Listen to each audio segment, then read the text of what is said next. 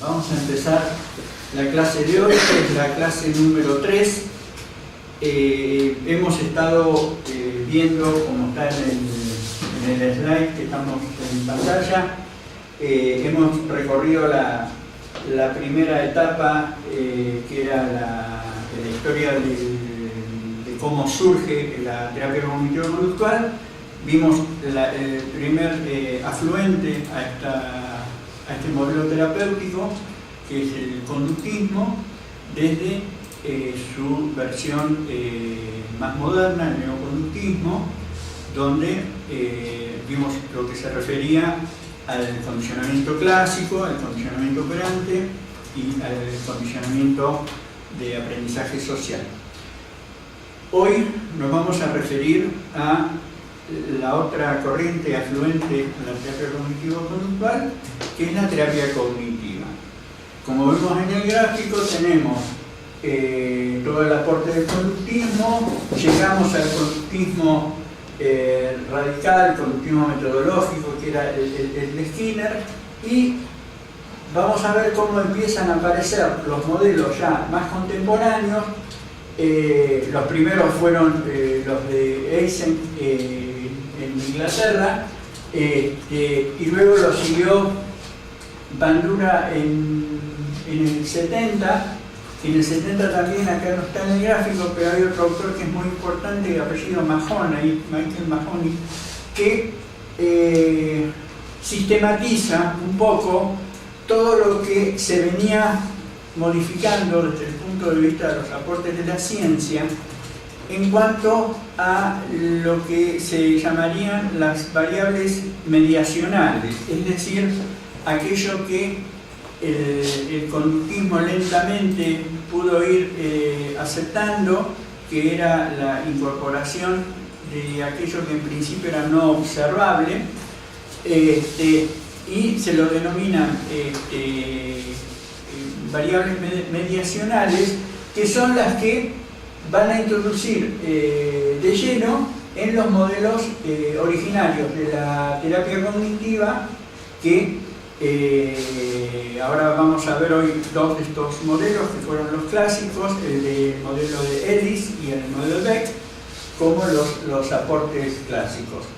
Así que bueno, acá ya estamos metidos nuevamente en esta evolución de la terapia cognitivo-conductual. Hoy la vamos a sistematizar desde lo que son los modelos cognitivos. Vamos a ver entonces la introducción conceptual. Acá vemos un poco en esta placa cómo esta evolución se tradujo desde un esquema de estímulo-respuesta. ¿Qué placa es? Perdón, sí, la muestro. ¿Qué placa es? Perdón, el enfoque con la placa 2. Entonces, acá ya estamos manejando el esquema estímulo-organismo-respuesta. Vamos a ver cuál es la relación que se establece entre pensamiento y emoción, que es uno de los conceptos más claves de la terapia cognitiva, que si bien nunca va a afirmar tajantemente que el pensamiento es responsable de la respuesta emocional, sí le va a dar una prioridad o una preeminencia al pensamiento en cuanto a la construcción de un significado como el determinante de la vida emocional. Es decir, que las personas van a reaccionar emocionalmente de acuerdo al significado que le otorguen a la situación. Por otro lado, vamos a ver la diferencia entre lo que llamamos psicología cognitiva y lo que son las terapias cognitivas, porque hay una diferencia importante, porque la psicología cognitiva es una psicología proveniente del campo de la academia, proveniente del campo de la psicología general, que se dedica al estudio de los procesos, el modelo de procesamiento de la información, donde va a hacer hincapié en funciones como la atención, el procesamiento propiamente dicho, la clasificación y el almacenamiento de la información, que es lo que denominamos la memoria. Esto tiene poca influencia en lo que es a la terapia cognitiva, que la terapia cognitiva surge básicamente de un modelo clínico. Nosotros no tenemos que olvidarnos que los primeros grandes teóricos y exponentes de la teoría de la terapia cognitiva provienen del ámbito del psicoanálisis y eran psicoterapeutas, es decir, la terapia cognitiva nace como terapia y tiene un desarrollo distinto al de la psicología cognitiva. Bien. Bueno, y entonces ahora nos vamos a ir metiendo en estos dos exponentes, como le decía Albert Ellis, con la terapia racional emotiva, que luego se le va a agregar la C, actualmente la conocemos como la terapia TREC, porque es terapia racional emotiva conductual. Y por otro lado, la corriente propiamente dicha de Aaron Beck con su terapia cognitiva, que muchas veces la van a encontrar como las siglas de TC, que a veces se confunden con terapia conductual, si tienen la misma denominación. Y luego, bueno, vamos a cerrar la clase de hoy con la intervención en cuanto a lo que es el abordaje desde un punto de vista técnico desde la terapia cognitiva. Bien, vamos a pasar a la otra entonces. Acá vemos un poco más claramente esto que hablábamos respecto a el pasaje del conductismo, estímulo-respuesta, a lo mediacional, donde entra a jugar el organismo en la segunda de las variables. Partimos de una situación, hay un organismo receptor de esa situación, que ahí serían las variables mediacionales. Luego van a estar las conductas componentes, es decir, las respuestas propiamente dichas. Y por último, las consecuencias que esta respuesta genera en la situación. Que es la respuesta desde el punto de vista de la consecuencia, es muy importante para entender la fenomenología del comportamiento humano, porque la consecuencia tiene un carácter de retroalimentación, de feedback sobre el resto de la estructura comportamental, es decir, sobre las variables mediacionales y las conductas que le modifican. Entonces, lejos de ser una estructura lineal como está representada acá en el gráfico, es una estructura más bien circular, donde están permanentemente estas cuatro variables: situación, variables mediacionales, conductas componentes y consecuencias, interaccionando en forma, digamos, permanente. ¿Bien? Ahora, dentro de las variables mediacionales, ¿qué serían? ¿O qué elementos serían los que tendríamos en cuenta dentro del modelo cognitivo? Vamos a tener, obviamente, los pensamientos, vamos a tener las creencias, los esquemas cognitivos, los sesgos y las emociones. Todos estos elementos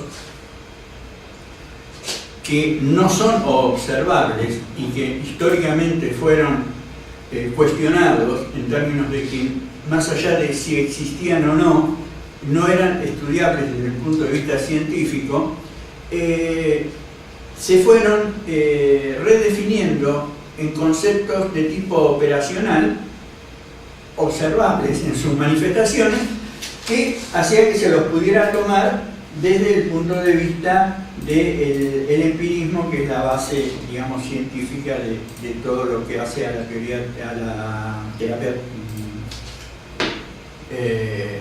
¿cómo se llama? A la terapia cognitivo-comportamental. Entonces, nos vamos a ir adentrando hoy en estas variables mediacionales que, junto con las conductas componentes, constituyen el núcleo grueso con lo cual vamos a trabajar dentro de la terapia. Bien. Así como vimos que había un paradigma desde el conductismo, también existe un paradigma desde lo cognitivo-conductual.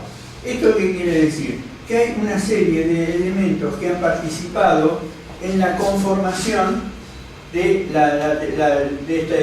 esta modalidad terapéutica. El primer elemento que tenemos es el cambio desde el mismo interior del conductismo. Es decir, como hemos ido viendo, desde ese esquema estímulo-respuesta va evolucionando para ir incorporando elementos no observables y haciendo que los elementos mediacionales surjan y pasen a ser incorporados. Las teorías psicosociales cognitivas desde el punto de vista experimental y desde el punto de vista del aprendizaje social, como vimos la clase pasada respecto a Albert Bandura, que fue su iniciador, las teorías cognitivas de la personalidad, acá vamos a tener a distintos exponentes, donde partimos de autores como Eysenck en adelante, que los vamos a ir viendo en sus aportes de personalidad. La psicología experimental del procesamiento de la información, que esto era lo que hace unos minutos atrás les decía que pertenecía al campo de la psicología cognitiva. En esto sí hace su aporte. ¿Cómo vemos el aporte de la psicología cognitiva? Y lo vemos, supongamos, en las consideraciones del orden de las funciones atencionales, por ejemplo.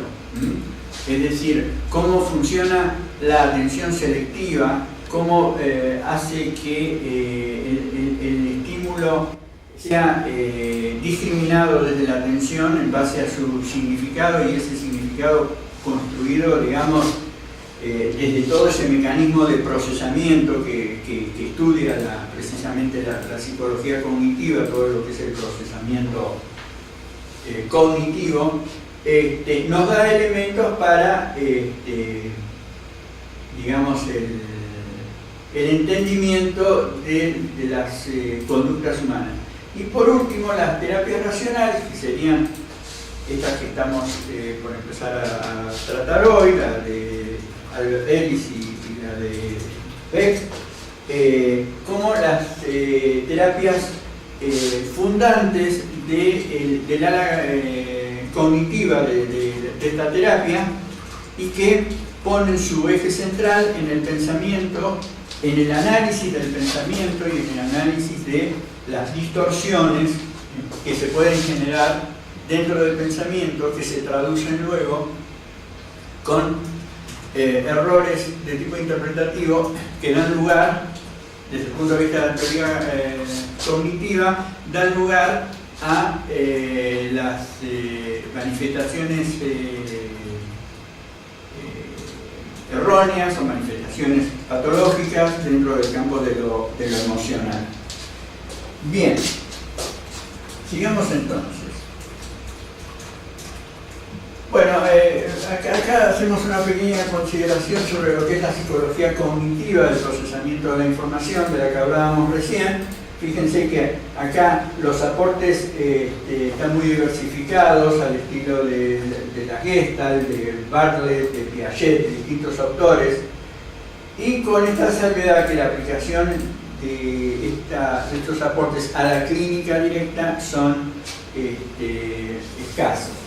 Esto hay que irlo reconsiderando un poco, porque en realidad, a partir de la articulación de la psicología cognitiva con la neurociencia y lo neurocognitivo, se empieza a generar un caudal de conocimientos donde lo que empezamos a ver cómo los procesos cognitivos tienen directa intervención en la construcción de los significados y en la participación de muchas patologías. Todo esto lo hemos empezado a ver a través de los aportes de la neurociencia en las distintas enfermedades que van dando lugar los procesos neurodegenerativos, como el Alzheimer y demás, pero que se ha ido extendiendo, digamos, a otro tipo de estudios. Por eso ahora tenemos una posibilidad de hacer una evaluación neurocognitiva de la depresión o una evaluación neurocognitiva de los trastornos de la ansiedad, y donde vemos fallas específicas sobre el funcionamiento cognitivo de la persona, y ahí es donde arroja información interesante los aportes de la psicología cognitiva, ¿no? Desde el punto de vista atencional, desde el punto de vista de la memoria, desde el punto de vista del procesamiento de la información, del lenguaje, etc. Bien.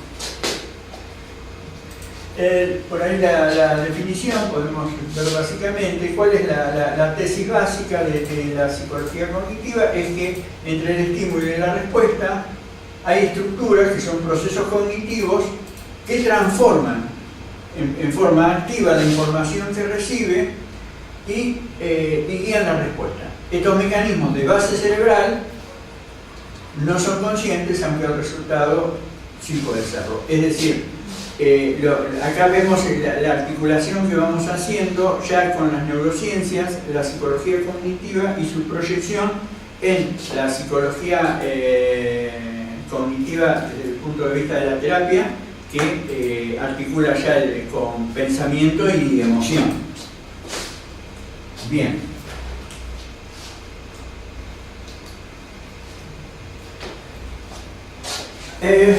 Vamos entonces a entrar en el tema de las terapias racionales. Tenemos dos para considerar: la terapia racional emotiva y la terapia cognitiva.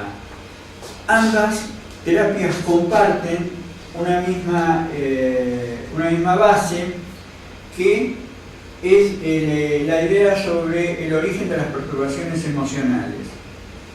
Ambas sostienen la misma tesis de que las perturbaciones emocionales no son generadas por las situaciones que vive la persona, sino que son generadas por el significado, la interpretación que esa persona construye de la situación, del significado de la situación.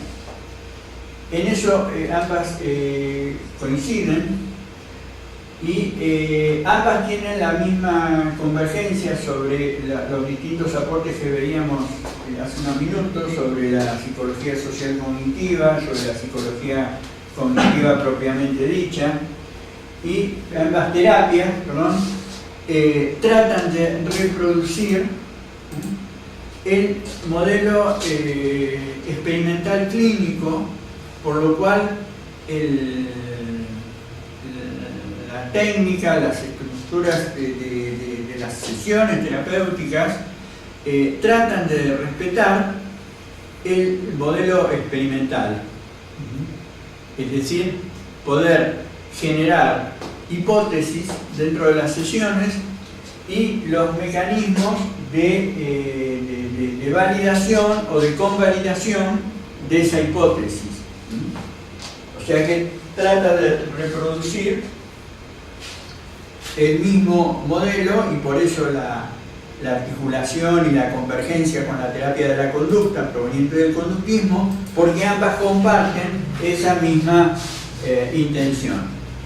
Cabría por ahí señalar que, bueno, en la intención coinciden, en los resultados no tanto. Es decir, el basamento experimental que tiene la terapia de la conducta es bastante más diverso, superior, con más cantidad de investigaciones hechas, que las terapias cognitivas, donde muchas veces los marcos experimentales, los marcos de demostración empírica de los postulados, no están tan sólidamente armados y dan lugar más a un carácter un poco más impreciso de algunas de las conclusiones, no en cuanto a la elaboración teórica, no en cuanto a la coherencia de la teoría, sino en cuanto al aval demostrativo de eso que sostiene, es decir, dónde están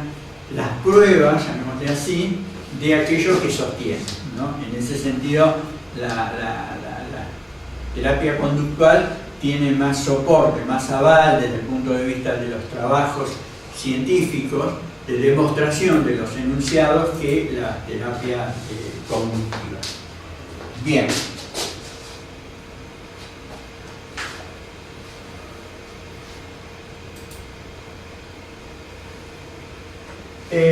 Acá es un poco esto que hemos estado hablando hasta ahora, es decir, cómo este paradigma cognitivo tienen una base experimental no tan sólida como lo conductual, y las influencias del desarrollo de la terapia cognitiva en su más importante caudal no provienen de la psicología experimental cognitiva, provienen de otro tipo de aportes. Y la diferenciación entre lo que es la terapia cognitiva con la psicología cognitiva, que es lo que habíamos hoy visto. Vamos a ver entonces cómo el paradigma cognitivo, hoy decíamos que a través de sus dos representantes más importantes, tenían elementos en común por los cuales ambas teorías pertenecían al campo del desarrollo de la terapia cognitiva. Una es el centrar la intervención en la modificación de los mediadores cognitivos de la conducta y no en las conductas mismas. ¿Esto qué quiere decir? Quiere decir que ambas teorías, ambas terapias racionalistas van a centrarse sobre los componentes mediacionales y no sobre la conducta. Van a trabajar sobre el pensamiento, sobre el significado del pensamiento, sobre la validez de los pensamientos, sobre la influencia del pensamiento en la generación de determinadas emociones. Es decir, van a estar más afines a lo que estamos acostumbrados a hablar y manejar en psicología, no tanto en la conducta, sino básicamente en estos procesos mediacionales. Y ambas aceptan la validez de las técnicas y los modelos explicativos a través de los datos empíricos y experimentales. Es decir, esto es un ámbito, es muy importante, porque más allá de que aún las teorías cognitivas no tengan esa solidez experimental que pueden tener las de la terapia de conducta, al adherir a los mismos principios permiten generar un único modelo, un único paradigma junto con la terapia de la conducta, porque ambas terapias comparten esta afiliación al dato empírico y experimental. Sí.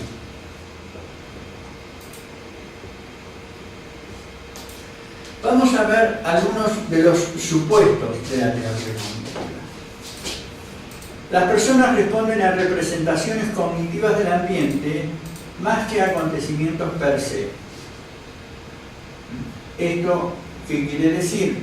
Que más que estar respondiendo al hecho en sí objetivable de la situación, responden a la construcción de representaciones cognitivas de esa situación. Esas representaciones cognitivas después vamos a ver que tienen una alimentación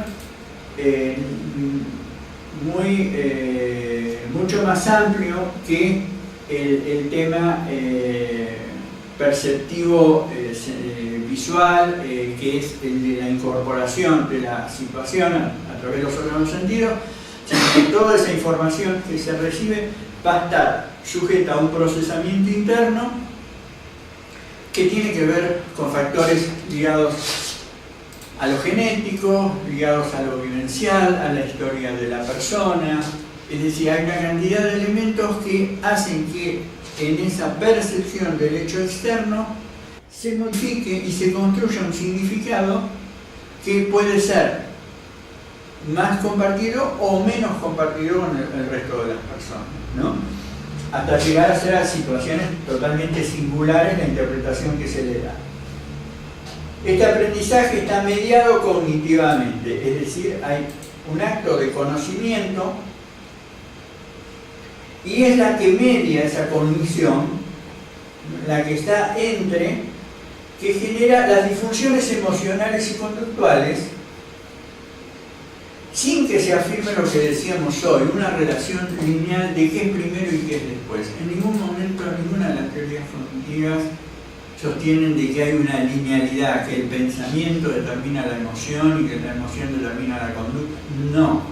Pero en la práctica sí hay un énfasis en el pensamiento como el mediador cognitivo por excelencia, generador del resto de los elementos que participan. Luego dice, al menos algunas cogniciones o formas de cognición pueden ser evaluadas objetivamente.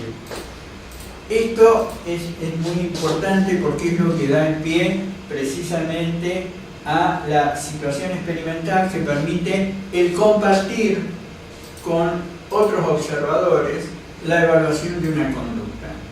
Es decir, al ser la conducta objetivable, la conducta al ser ciertos elementos de la cognición, ciertos elementos mediacionales cognitivos objetivables, ¿esto qué quiere decir objetivables? Que yo puedo definirlos operacionalmente, cosa de que pueda de alguna manera mostrar cómo ese elemento cognitivo se está manifestando para que yo lo vea objetivamente como existente. El cambio cognitivo puede cambiar los patrones disfuncionales de las emociones y de las conductas. Bueno, este es un supuesto muy caro, muy esencial a las terapias cognitivas, donde entienden que, bueno, que el proceso disfuncional del comportamiento de la emoción puede ser modificado a través de la intervención en el pensamiento y en la construcción que ha hecho la persona del significado. Y por último, bueno, que los métodos, tanto cognitivos conductuales, de cambio terapéutico, son deseables, pudiendo quedar integrados en el modelo cognitivo conductual, es decir, están avalados desde una ética, que las técnicas de intervención son válidas desde el punto de vista, digamos, de su práctica, que no están reñidas con una ética. Bien, entonces tenemos las terapias cognitivas, la de Albert Ellis como antecesora a la de Beck por unos pocos años, y vamos a ver acá un poco cómo el pensamiento y la emoción, que parecería ser la aseveración implícita en los distintos trabajos de la terapia, de la psicología, de la terapia cognitiva, vemos que en realidad el segundo, por eso hay una flecha, la segunda parte del gráfico muestra, digamos, cómo es la relación entre el pensamiento con el comportamiento y con la emoción, como un circuito absolutamente circular e interactivo permanente, y no como un pensamiento que conduce a la emoción, sino circular, que a su vez está sujeto a otro tipo de influencias, ¿no? Es decir, otro tipo de influencias a que nos referimos. Que bueno, que además de estos tres elementos, el pensamiento, el comportamiento y la emoción, hay elementos de tipo genético, elementos de tipo químicos, elementos de tipo socioambiental, que participan, digamos, en la generación de esta dinámica de pensamiento, comportamiento y emoción. Bueno.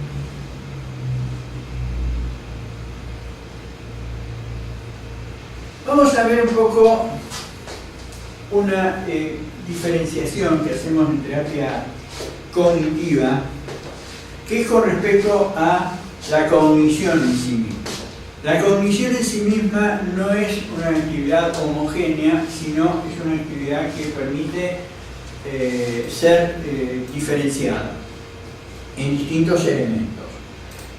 Básicamente, hay tres elementos que podemos observar en el análisis de la actividad cognitiva. Está lo que llamamos los hechos cognitivos, que son los pensamientos e imágenes que podemos ir identificando en una actividad introspectiva, en nuestro flujo de conciencia. Tener un determinado pensamiento en la cabeza o tener una determinada imagen, eso es un hecho cognitivo. Por otro lado tenemos los procesos cognitivos. Los procesos hablan de la manera en que automática o inconscientemente procesamos esa información. Es decir, estos hechos cognitivos de los que hablamos quedan sujetos a procesos que generan transformaciones en esos hechos cognitivos. Entonces vamos a encontrar una transformación, una combinación de elementos, una manipulación. Y por último tenemos las estructuras cognitivas.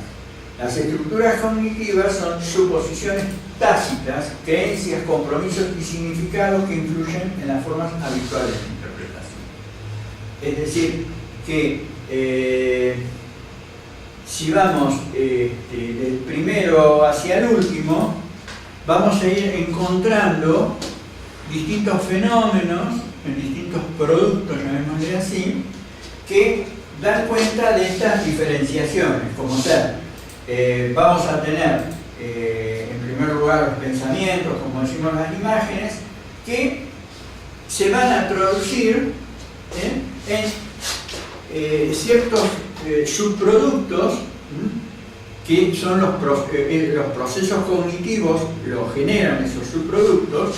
Por ejemplo, vamos a tener algo que es muy importante en la técnica y en el uso de la terapia cognitiva, que es el análisis de los pensamientos automáticos. Los pensamientos automáticos derivan, es una actividad, digamos, un resultado, perdón, de estos procesos cognitivos que estamos hablando.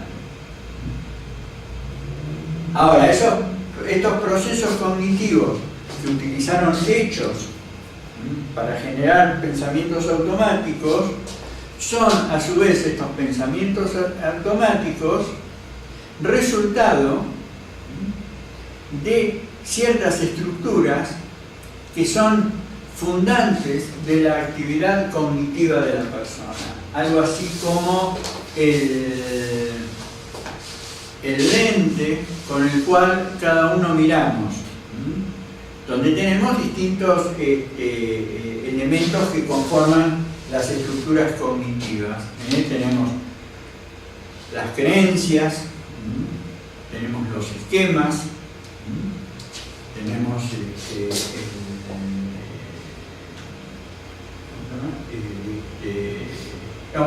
tenemos básicamente esas dos, porque ya después tendríamos los pensamientos automáticos que entran en los procesos cognitivos. Las creencias, así como los esquemas, son estructuras que inducen a que los hechos cognitivos sean transformados en una determinada dirección. Esa direccionalidad se la da el segundo de los elementos, que son los procesos cognitivos. Es decir, los procesos cognitivos serían nutridos en su generación por hechos psicológicos, pensamientos, imágenes, etc., y por estructuras cognitivas, como las creencias, los esquemas, que harían, digamos, entre ambos una suerte de alimentación a la producción de los pensamientos automáticos como una de las actividades transformadoras de los procesos cognitivos. Bien, esto ahora lo vamos a ir desplegando para ver después un poco cómo funcionan cada una de estas, especialmente lo que se refiere a procesos cognitivos.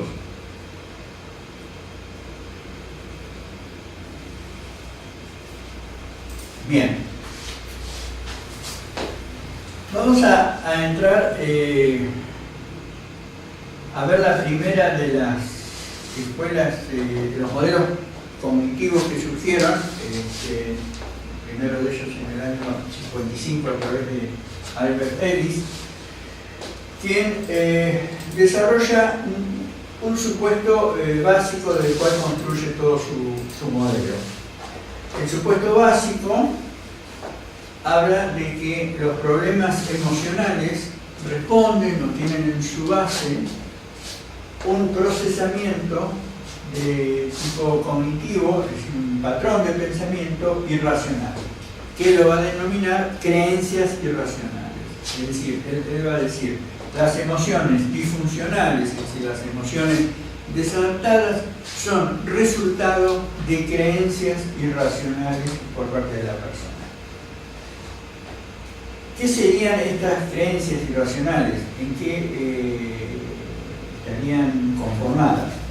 Bueno, por un lado, son empíricamente falsas. Esto quiere decir que cuando se las pone a verificación, a demostración, se demuestra que no son verdaderas.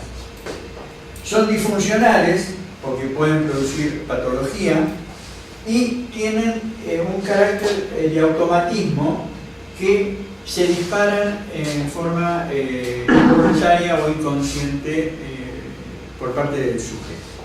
Es decir, que entonces las creencias irracionales vamos a obtener que se demuestra empíricamente que no son ciertas, son disfuncionales porque producen patología y son automáticas porque son independientemente de la voluntad consciente de la persona. Ellis desarrolla un esquema en el cual explicita su modelo que está basado en 5 elementos que se los denomina con una letra cada uno de ellos. El primero es lo que denomina los acontecimientos activadores. Es lo que correspondería en planos más tradicionales a la noción de estímulo y en planos más modernos serían los antecedentes al comportamiento. Entonces tenemos los acontecimientos activadores, luego las creencias racionales o irracionales que pueden tener las personas, es decir, pues las creencias no son todas irracionales, ¿no? Es decir, hay creencias que son racionales, lo que pasa es que esas creencias racionales no producen disfunción. Luego tenemos las consecuencias emocionales, es decir, acá vamos a encontrar con emociones que produjeron esas creencias, ¿no? Si yo creo que debo de ser, que uno siempre en la vida tiene que ser exitoso y no puede fallar, no puede tener equívocos o fracasos, cuando yo esté ante un hecho que no me confirme ese cumplimiento positivo de la creencia, voy a desarrollar una emoción negativa. Puede ser la tristeza o puede ser el miedo, ¿no? Que va a ser de mi familia, o que soy un fracasado, no sirvo, etcétera, etcétera. Entonces esas serían las consecuencias emocionales. Y luego viene el debate. El debate es el someter a prueba la creencia, que Ellis va a tener la concepción socrática del debate, donde él va a manejar la pregunta, es decir, ¿qué es lo que a usted le hace creer o pensar tal cosa? Para lo cual, en ese debate, va a haber que ir generándole pruebas. La persona tiene que ir generando pruebas de su creencia. O uno puede generar experimentos o situaciones para que desconfirmen esa creencia. Es el momento del debate, es el momento de la validación empírica de la verdad o falsedad de la creencia por parte de la persona. El resultado de la desmentida de la creencia, de la comprobación de que esa creencia no es correcta, va a tener efectos, tanto en el plano de la emoción como en el plano del comportamiento de la persona. Estos entonces serían los 5 pasos que vamos viendo como acá vemos un pequeño ejemplo de cómo se podría analizar una situación. Por ejemplo, un caso de divorcio, que sería el antecedente, es decir, sería la situación de activación, ¿sí? Entonces, la persona piensa, como se trata de un hombre, ella me necesita, no puedo dejarla, tengo que cumplir con mis promesas. Esa situación de pensar de que no está cumpliendo con la promesa de continuidad de su pareja, le genera sentimientos de culpa y tristeza.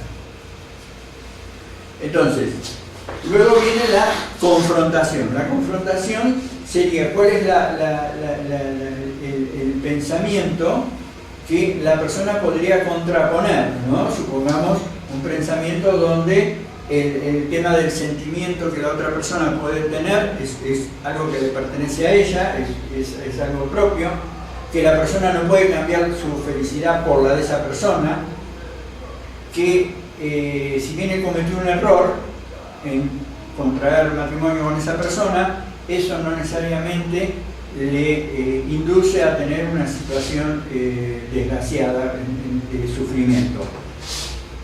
Este debate interno es lo que va a llevar, en caso de que él confirme este pensamiento, a un sentimiento de menos culpa, de alivio de la tristeza, ganas de continuar con su nueva relación, etc. Es decir, este proceso es un proceso que uno dice, parecería muy sencillo, pero no es para nada sencillo, porque esto es lo que da lugar precisamente a que las personas recurran en un pedido de ayuda a una terapia. Porque cuando la persona empieza a tratar de hacer este recorrido, que casi diríamos, bueno, es un recorrido en sentido común, es la persona que, ¿de qué parte? Parte del hecho, parte del activador conductual, en este caso del divorcio, si está pensando en su situación de divorcio, ¿qué lo lleva a pensar en su pareja? ¿Y qué lo lleva a pensar en su pareja? De que, bueno, que él se casó, contrajo un compromiso, que se va a separar y no lo va a cumplir. Es decir, todo ese proceso, la persona lo puede iniciar espontáneamente. El tema es todas las... y acá volvemos a este esquema de análisis experimental que hablábamos en las clases anteriores, cuando decimos, bueno, esa sería la variable dependiente, ¿no? Es decir, pero ¿qué pasa con todas las variables independientes que juegan? Y eso es lo que da lugar a los distintos sentimientos, a las distintas emociones, a la culpa, al enojo, es decir, todas las cosas que se van usando, que hace que la persona de pronto quede agotada, quede paralizada, quede enredada en el conflicto y no pueda avanzar en ninguna dirección, y ahí es donde, bueno, muchas veces surge el pedido de ayuda, que es la terapia. Es decir, a veces con la terapia cognitiva y la cognitiva conductual se ha hecho así cierta injusticia producto de un prejuicio, ¿no? Que es esto de decir, si es claro, si es planteado de una forma sencilla, no puede ser cierto, no puede ser eficiente, no puede servir. Es decir, como que para que sirva tiene que ser algo muy complicado, muy difícil de entender, muy arrebasado. Y en esta práctica terapéutica lo verdadero es lo sencillo. es sencillo en su formulación. No quiere decir que sea sencillo en su realización. Esto que vemos en forma tan lineal recién de este ejemplo, quizás a la persona le lleva años poder llegar a armar una estructura lo suficientemente flexible y saludable para poder continuar con su vida. Le decimos, y por ahí elaborar esto le lleva años. Y bueno, elaborar es eso. Acá también tenemos un concepto de elaboración por detrás. Bien, entonces, ¿qué vemos? Que la TREC, esta es la teoría racional emotiva conductual, tiene ciertos principios. El debate científico-filosófico, que es el elemento nuclear. El autorregistro, que es muy importante, y esto lo va a continuar en toda la terapia cognitiva, vamos a ver en Beck y continuadores de Beck y demás. El autorregistro es algo que, por lo menos en nuestra cultura, en nuestra sociedad argentina actual, cuesta bastante introducir ese hábito en los pacientes, que es el del autorregistro. En la próxima clase, cuando veamos evaluación y veamos las distintas formas de evaluar, etc., vamos a ver que esto del autorregistro tiene un papel muy importante, tanto en la etapa de diagnóstica como en la etapa propiamente dicho de la terapia. Y las personas no tienen el hábito del autorregistro. Muchas veces ese hábito no está practicado porque también hay un no saber cómo hacerlo, ¿no? Es decir, eso también otra de las cuestiones que en terapia cognitivo-conductual necesitamos desarrollar como terapeutas en cuanto a habilidades, ¿no? Que es la didáctica. La didáctica es esencial en los tratamientos cognitivo-conductual. ¿Por qué? Porque la persona tiene que entender, la persona tiene que aprender acerca de su condición.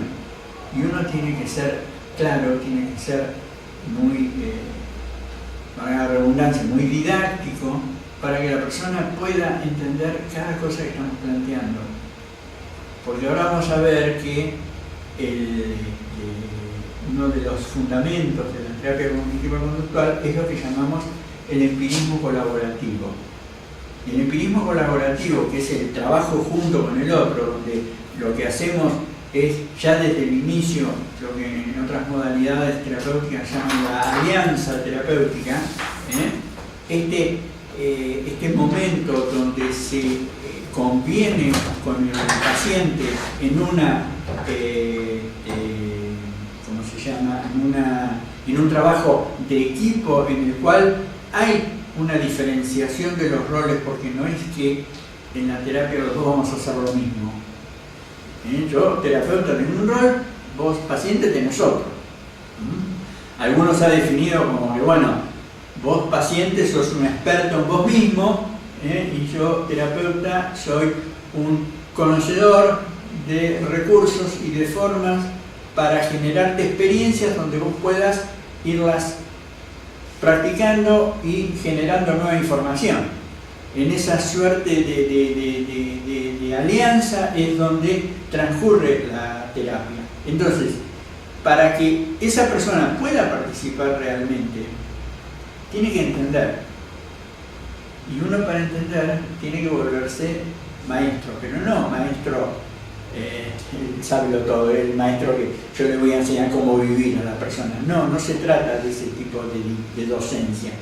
Se trata de que la persona entienda lo que está haciendo, lo que le está pasando, por qué se le proponen determinadas actividades.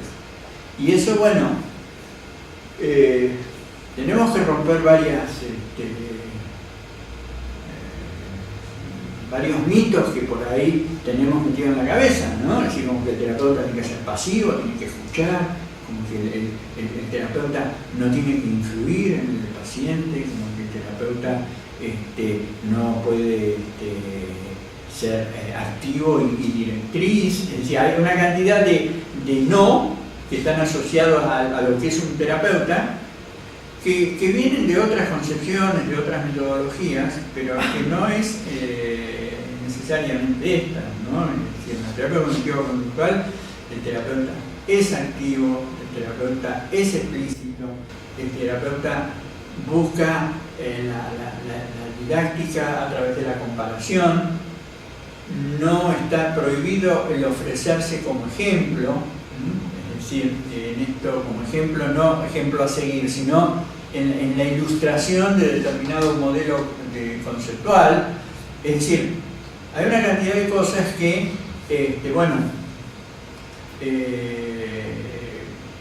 uno tiene que hacer un proceso en esta terapia de ajuste del ser terapeuta.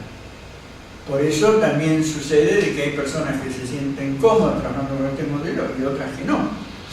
Así como a uno le pasa que puede estar cómodo trabajando así y no de otra forma, es al revés también, ¿no? Lo cual es totalmente aceptable. Entonces, estamos con los autorregistros, estamos con los ejercicios en la imaginación o fantasía racional emotiva. En esto, el tema de generar o el inducir la actividad imaginativa ya viene de los antiguos parámetros del condicionamiento operante. Cuando se trabaja con la desensibilización sistemática, lo que hacíamos era, frente a una persona que experimentaba determinados niveles de ansiedad producto de un condicionamiento, ¿qué hacíamos? Le generábamos imágenes, le ayudábamos a construir imágenes vinculadas a su respuesta ansiosa y proponíamos la relajación como mecanismo de inhibición recíproca, al estilo de lo que hablábamos de Wolpe, dentro de los psicólogos post-watsonianos, cuando entran a jugar ya más los factores más psicológicos en la terapia de la conducta. Wolpe decía, bueno, a ver, si juntamos el elemento ansiógeno junto con la relajación, en ese choque simultáneo es donde la ansiedad empieza a reducir. Entonces, hay que exponer a la persona a ese estímulo de ansiedad. Nada más que en vez de hacer una estimulación en vivo, hacíamos una estimulación desde la imaginación. Ya desde esa época se empezaba a usar la imaginación en psicoterapia. Los ejercicios de exposición emocional, que es parte de lo mismo, pero sujeto ya a una exposición a partir de la propuesta de determinadas actividades con la persona.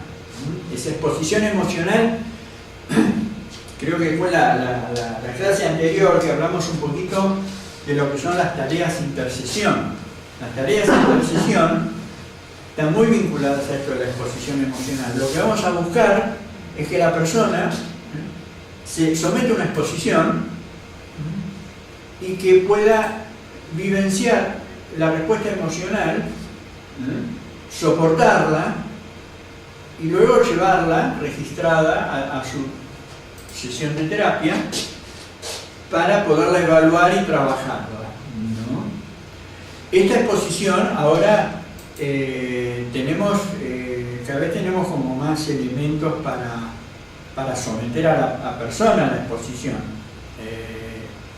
Ustedes saben que hay muchos trastornos de la ansiedad que están ligados a situaciones donde la exposición es difícil.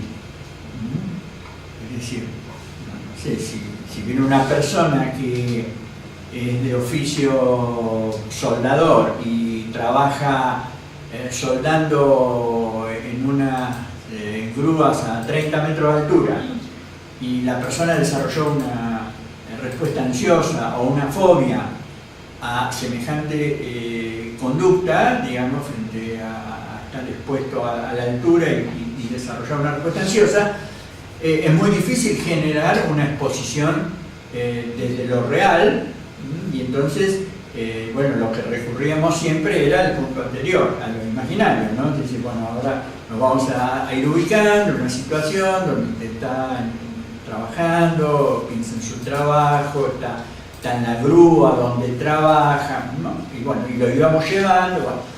Eso hasta hace unos años era el único recurso que teníamos.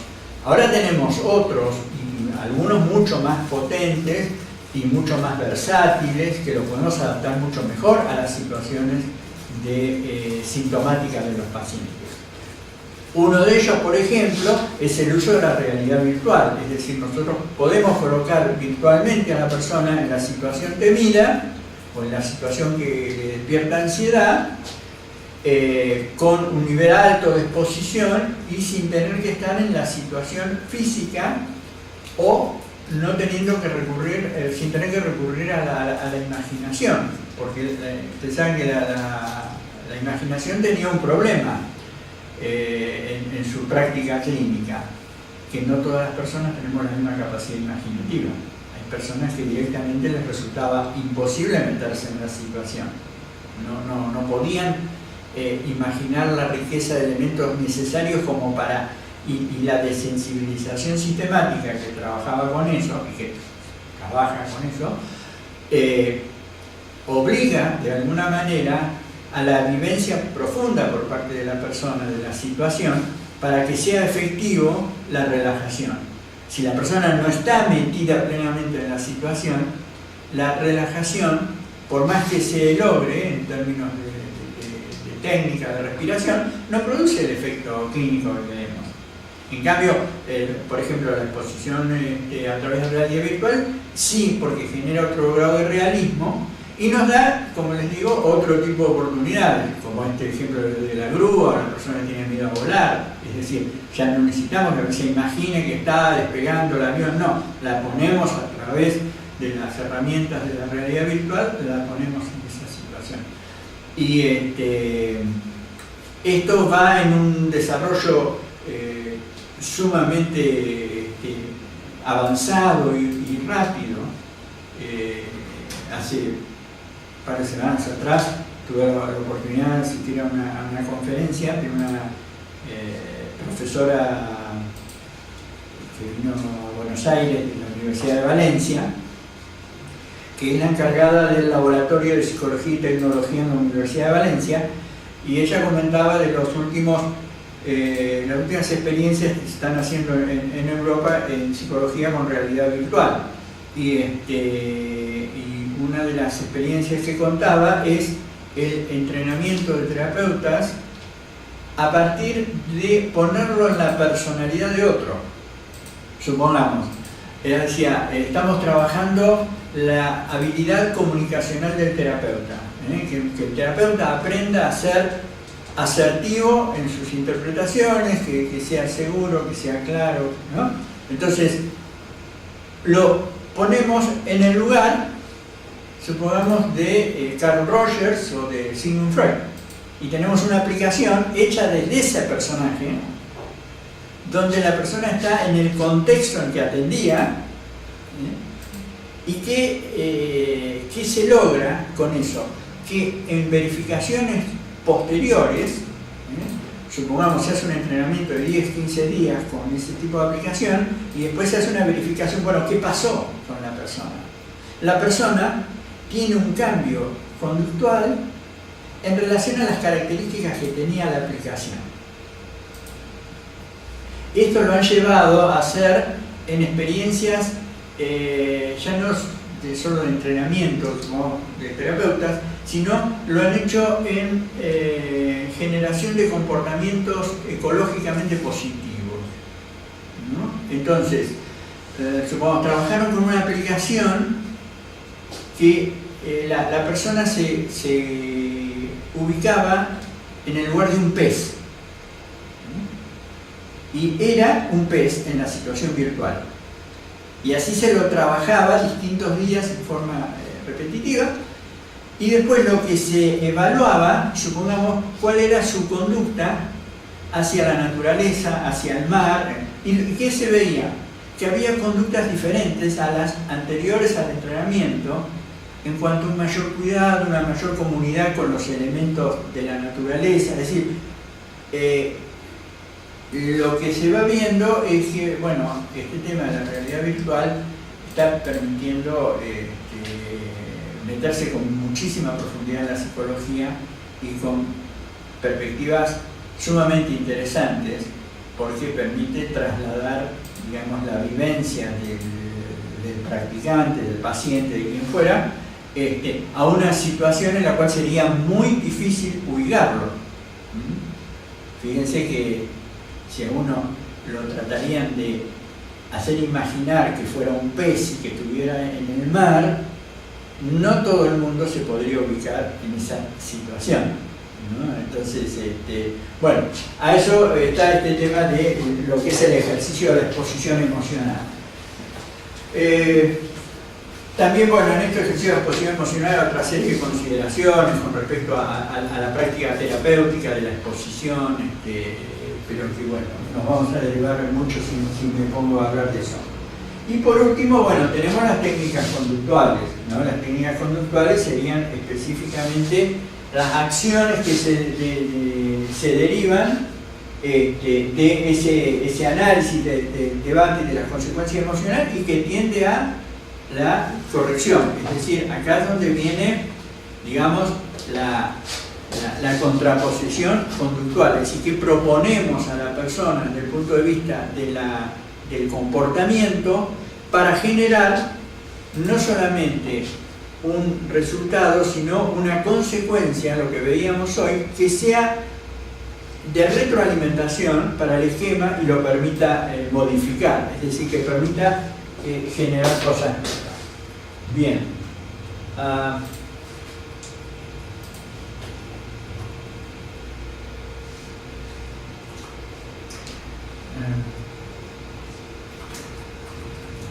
Acá tenemos, voy un poquito más rápido para poder entrar en texto.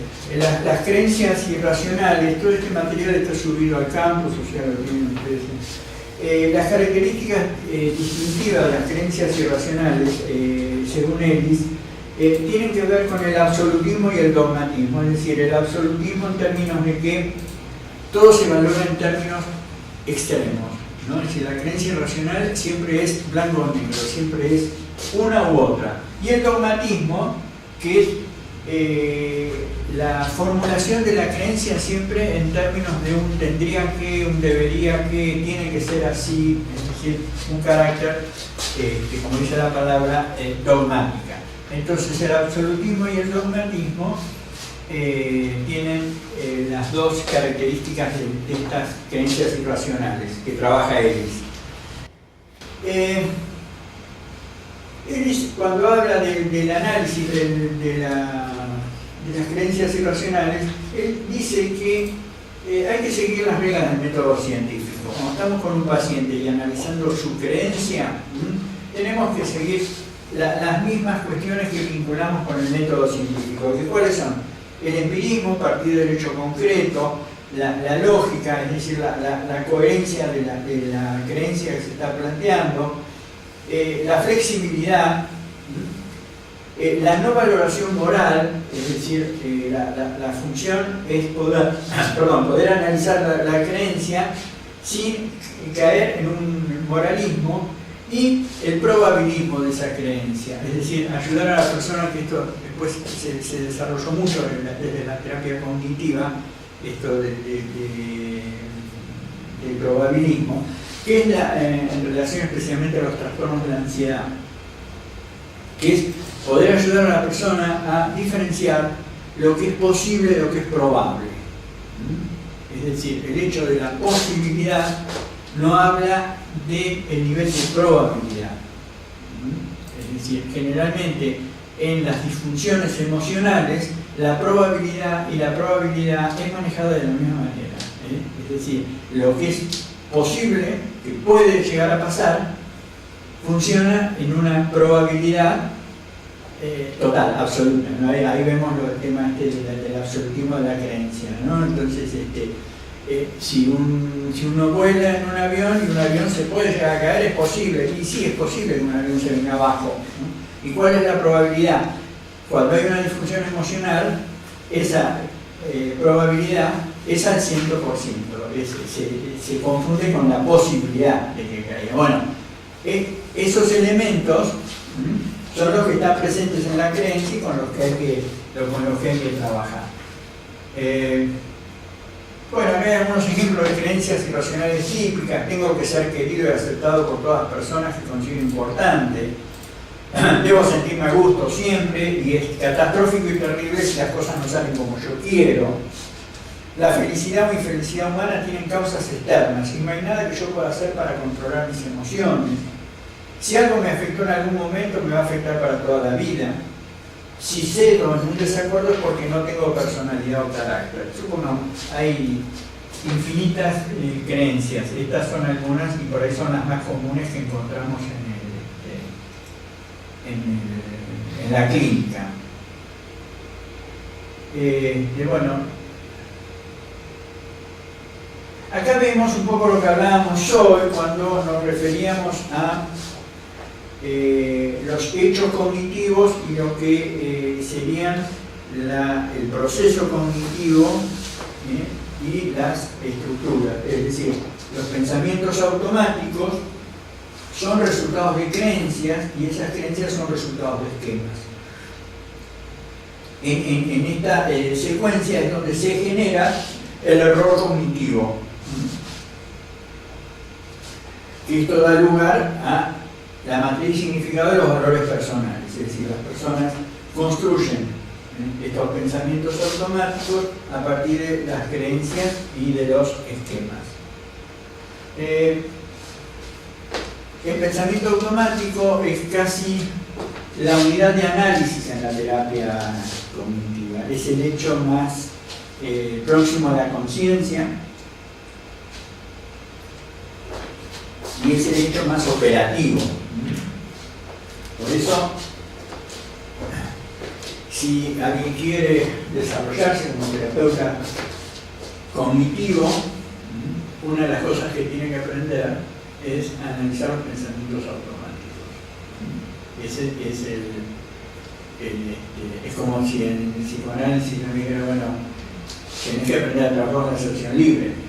Bueno, en terapia cognitiva tenés que aprender a trabajar con los pensamientos automáticos. Esa es la unidad de trabajo inmediata que tiene un terapeuta cognitivo. Algunas características de los pensamientos automáticos tienen forma visual o verbal, es decir, puede ser algo que vemos o algo que pensamos en palabras. Son fugaces, difíciles de identificar y de recordar, ocurren como por reflejo, son relativamente autónomos, tienen estilo telegráfico y anteceden al disparo de las emociones. Esto es siempre en una forma sumamente veloz, por eso requiere de un cierto entrenamiento aprender a captarlo, el pensamiento automático, y a captar la emoción que le sigue a la aparición del pensamiento. No son resultados del razonamiento y la reflexión, involucran mayor distorsión de la realidad que otro tipo de pensamientos, aparecen como razonables y plausibles para la persona, por eso son pasan tan desapercibidos, porque tienen generalmente una estructura que lo hace muy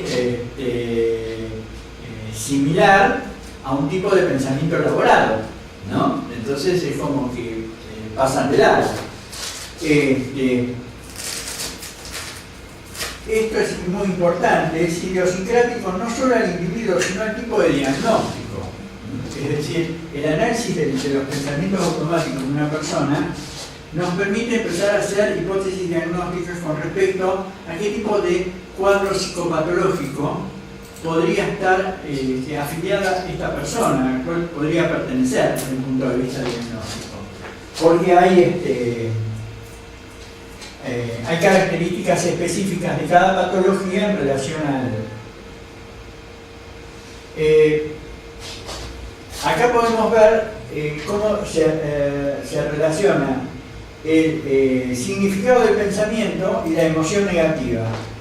Supongamos, un pensamiento que tiene como significado el sentirse deprivado, el pensarse deprivado, deficiente o derrotado, va a dar lugar a la tristeza. Entonces, cuando una persona nos está comunicando que se siente triste, lo que tenemos que pensar es que hay algún pensamiento automático asociado a la tristeza que tiene que ver con alguno de estos elementos. Con la ansiedad hay una sobreinterpretación de la experiencia de peligro. Por eso vamos a ver la tristeza y como la ansiedad corresponden en un grado distorsivo a diferentes patologías, ¿no? Ya sea patología de tipo depresiva o patología de un trastorno de ansiedad. En el caso de la ira, las ideas sobre ser abusados por otras personas o injusticia. Ese sería el significado. Vamos a ver entonces un poco, por último, cómo la terapia cognitiva nos ocupamos de los errores cognitivos que serían los resultados de los pensamientos automáticos, ¿no?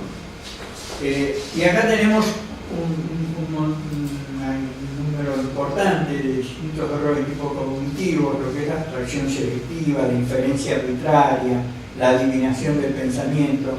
Esto en el material que tienen de lectura están explicados cada uno de ellos. No me voy a detener ahora en explicar cada uno de ellos porque serían muy básicos.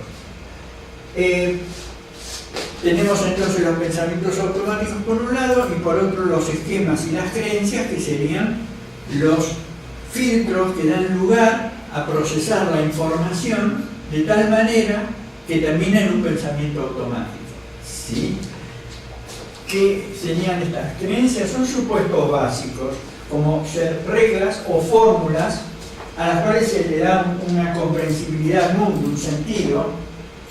Es una matriz de significados y de valores personales y determina cómo el individuo transforma las percepciones en cogniciones, evalúa y modifica su conducta, interpreta así sus experiencias. Es decir, las creencias van a ser entonces el colorido por el cual después aparecen los dibujos de determinado color, ¿no? Es decir, los pensamientos automáticos, podríamos, si los comparamos con dibujos, podrían ser un pensamiento automático es una mesa, un pensamiento automático es un auto, un pensamiento automático es una casa, y son todos rojos. Ese color rojo le dio la creencia. El pensamiento automático le da esa singularidad al pensamiento. Equiparándolo hacia objeto, podríamos decir eso. Un pensamiento automático es como una casa, un auto, y que el color es compartido por la creencia. Entonces la creencia le da el valor común a distintos tipos de pensamientos automáticos en una persona. Supongamos una persona que tiene una creencia respecto a la injusticia del mundo hacia él, que no se le comprende, que va a dar distintos productos, distintos pensamientos automáticos que van a estar todos orientados o catalogados en ese enunciado de la creencia.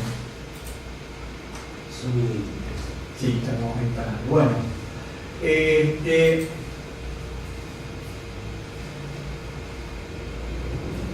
vamos a parar acá,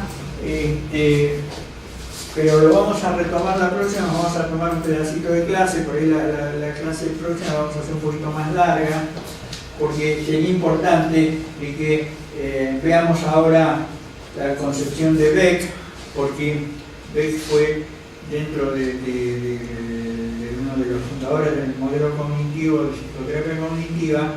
Su obra gira en torno de los trastornos de la ansiedad y la depresión. Entonces me gustaría que veamos un poco cómo a través del modelo cognitivo se explicita y se trabaja en trastornos vinculados al estado de ánimo, como puede ser la depresión o la ansiedad, Y entonces ahí sí, una vez que veamos eso, que nos podrá llevar una media horita más de clase, pasar al último tema, que es el de la evaluación, que de alguna manera, si bien habría muchísimo más para ver de evaluación, por lo menos entender cómo los dos modelos, el conductual y el cognitivo, se instrumentan al momento de la evaluación para conocer la conflictividad del paciente, la dinámica del paciente, la sintomatología del paciente, y desde ahí poder proyectar la planificación de la terapia de acuerdo, digamos, a las distintas técnicas, las distintas herramientas que surgen desde el modelo cognitivo o del modelo conductual, que van aplicados, digamos, a el modelo de la terapia cognitiva conductual, ¿no? Así que, bueno, continuamos el sábado que viene, si les parece. Gracias. Nos vemos entonces.